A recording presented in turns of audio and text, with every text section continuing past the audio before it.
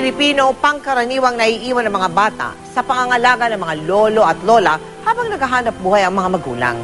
Patutunayan ng lola sa kwento natin ngayong gabi na hindi nagtatapos ang kanyang tungkulin sa kanyang anak. Bagkus, higit pa sa pagkalinga ang handa niyang ibigay para naman sa kanyang apo. Masaya, maliksi, at tila hindi nauubusan ng lakas. Yan ang karaniwang katangian ng mga bata. Yan din ang inaasam-asam ni Aling Edith para sa apong si Jussel.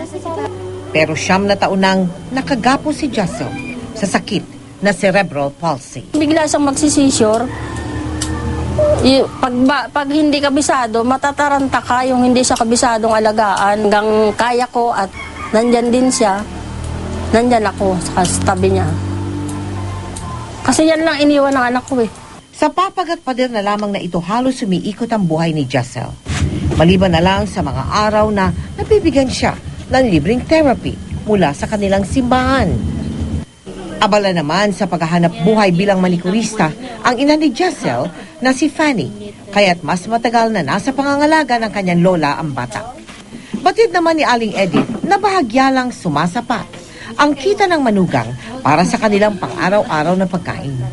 Kaya't lakas loob niyang inilapit ang kalagayan ng apo sa ating tanggapan. Sa ating pagpapasuri kay Jussel, napag-alaman na ang madalas na pagkukumbulsyon ni Jussel ang siyang nagpapalala sa kanyang karamdaman. Kung ano pa man yung injury sa utak niya, pwede pang madagdagan yon. At makikita mo ito sa kakayahan ng bata na kung dati nagagawa niya ito, nawawala.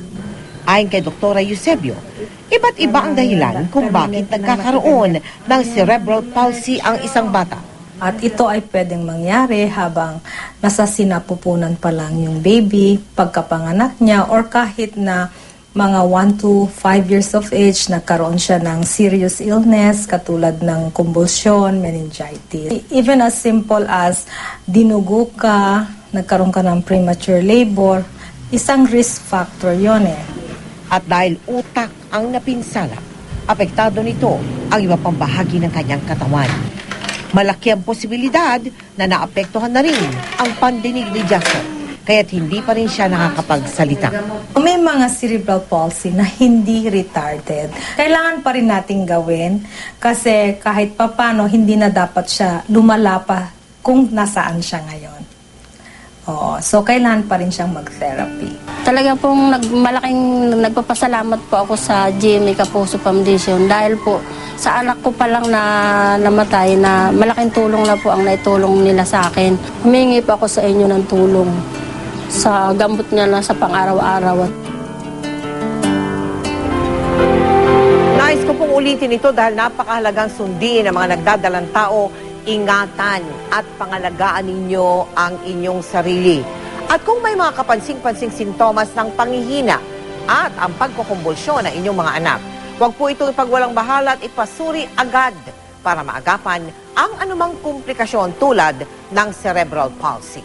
Maraming salamat po kay Dr. Jocelyn Eusebio. Sa mga nais magpaabot ng tulong kay Jussel, maaari po kayo magsadya sa aming tanggapan o magdeposito ng inyong donation sa aming mga bank account at sa lahat ng sangay ng Cebuana Luwilier. Maaari maglagon sa www.kapusofoundation.com.